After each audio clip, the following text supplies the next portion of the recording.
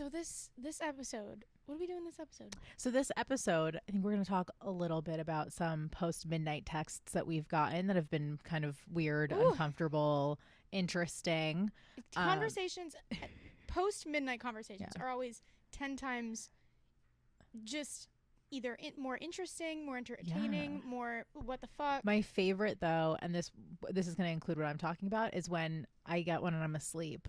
And then, and you wake up the next morning. And you wake up the next morning and then you answer and they don't. Have you ever have you ever texted someone? Have you ever been the perpetrator of a past midnight text when you know it's risky, you know it's kind of weird, but it's 2 a.m. so anything's allowed, and they don't answer, and you wake up the next morning with regrets that you sent it?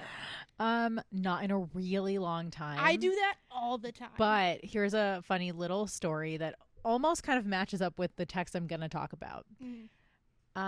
When I was in my early 20s, I think I was like 22, I was at a bar in my hometown and I was very intoxicated. As you should be at 22. Oh, I was so drunk. And it was around the time that Somebody You Used to Know came out, the song. Oh, I thought you meant somebody that I used to know. Came out of the closet. Out of the closet. And I was like, ooh, who do we know in common?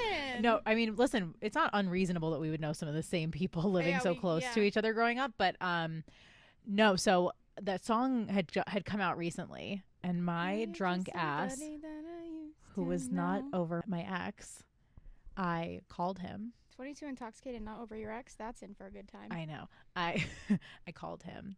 He did not answer. And or so I thought, left a voicemail of me screaming that song into his phone. But wait, it gets better. So I then, the whole rest of the night, no regrets, because I'm like, Kim, I don't care, fuck you. If you're at the point of sending that voicemail, you are definitely past the point of regretting it. Yes. But the next day I was like, oh shit, did I do that? So we never addressed it, but then years later we were trying to be our best friends are married to each other. I'm stuck with this guy in my life for the rest of my life. No hard feelings, really. It is what it is. It really is what it is with him. But I asked, and he never got the voicemail. What what kind of luck do I have? I know. I know. Well, because it was around the time that he started, instead of going to his school for grad school for education, which had one, he went to mine. And I saw him at school all the time, and it was like, so are you following me? So who did you send that to, you think? Did you look through your calls to see if you accidentally called someone else? No, I did call him. But I guess it just didn't get delivered. No, because because it was one of the automated ones. So I wonder if because this was 2012, 2013, downtown White Plains, there was a lot of people there that night. I almost wonder if the cell service was bad or something and it just didn't get delivered. Or thing is, I don't think he would be this nice, or was he being really nice and just pretending that he never got it?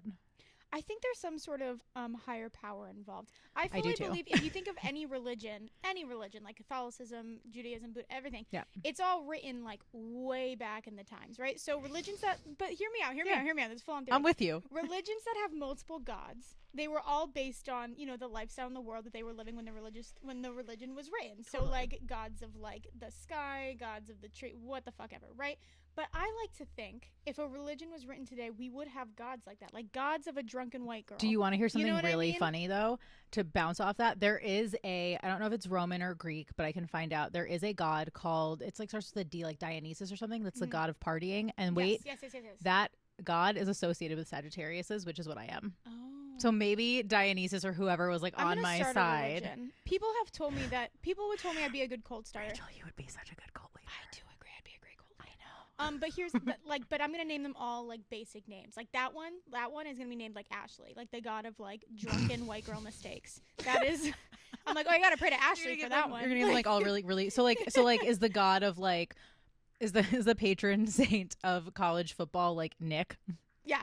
Some we got. Play the god of frat parties.